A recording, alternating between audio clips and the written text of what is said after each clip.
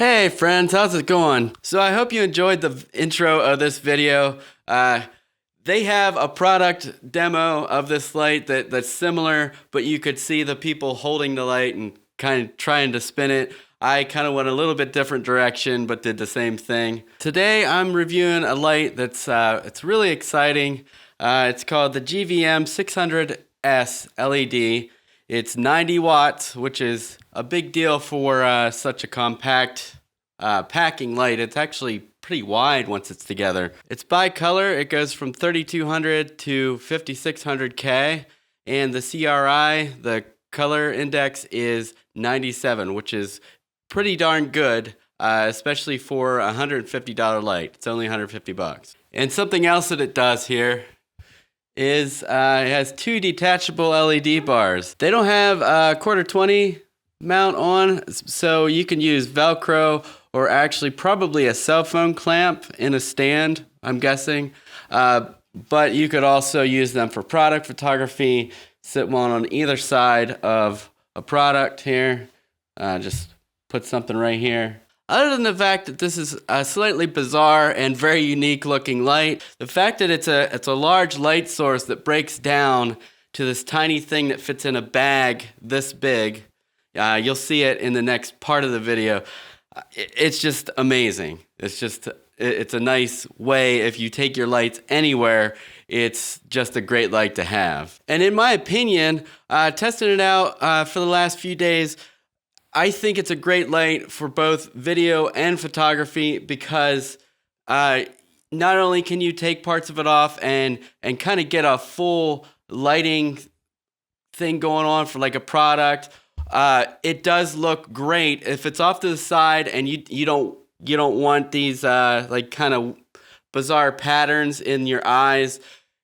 You can put it off to the side and it instantly goes away, and you get more of a narrow catch light in your eyes. So to summarize, I'm pretty excited about this light, and I'm most excited about how small it breaks down because I do take my lights other places for video.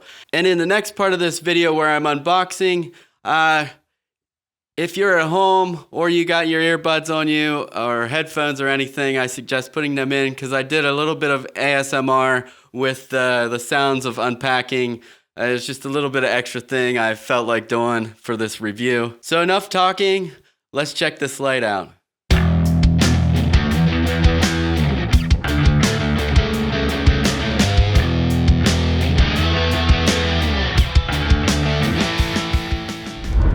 First, it doesn't fit in the bag, but it's a nice little light stand. And inside we got the main unit that everything connects to. And we have all of the little extension lights that plug into it.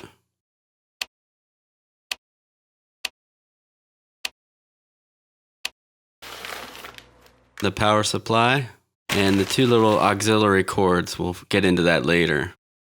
Finally, we have the camera bracket in case you want to attach your camera directly to the light. I don't recommend it unless your camera is fairly light and won't make the light stand move a lot.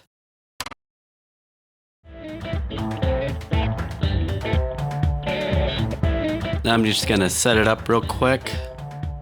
Set up the stand, put the light on and the camera.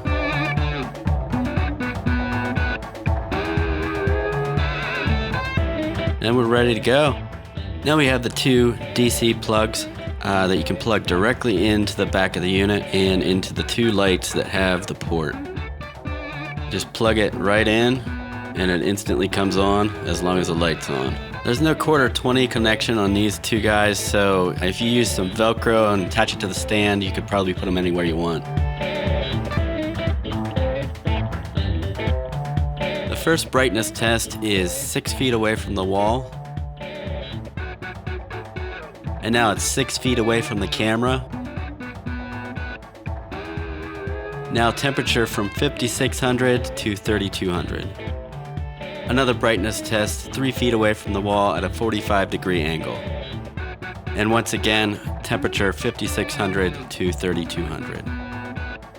Another brightness test about 6 to 7 feet away from my dog, and I have no idea why she chose to stay in place, but I'm very glad she did.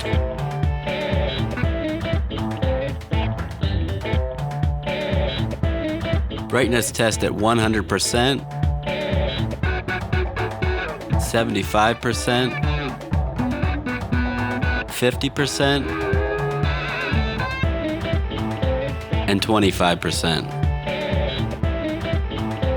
Now from the side, and I'm going to move forward and backwards.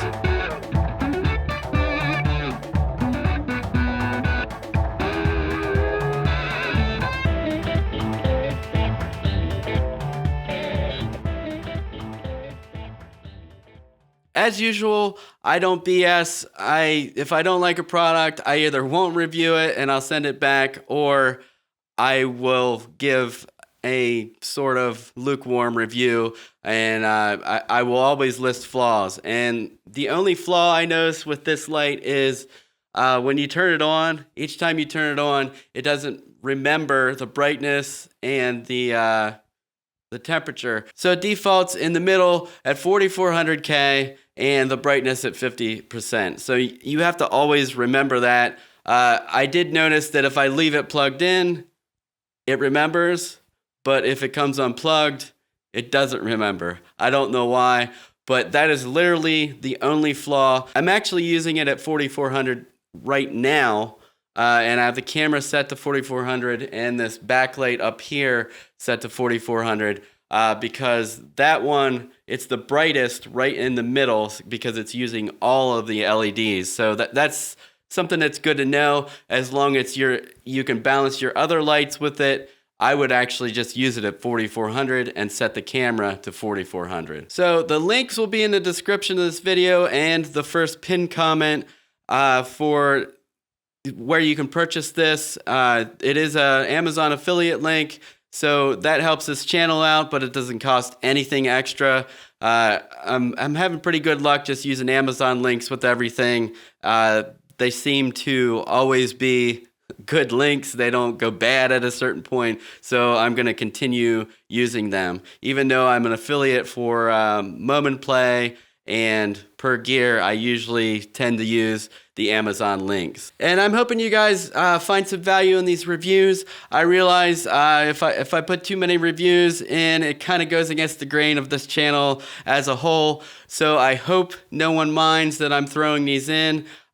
These reviews help the channel at the same time, and they allow me to continue doing what I normally do, which is photo vlogs and cinematic type stuff that is more artsy and more me, more my personality. And I hope you don't mind it. And I just want to say I value you for watching this, even if you're not interested in the product. It helps. You know, YouTube can be pretty hard to get noticed, and it definitely helps that you're watching the video right now. So thank you. There's been so many exciting, unique products this past year. I have stuff sitting off the side of the table, like the Switchpod. That was a great idea. That was such a great idea because I don't like taking full-size tripods along for my photography.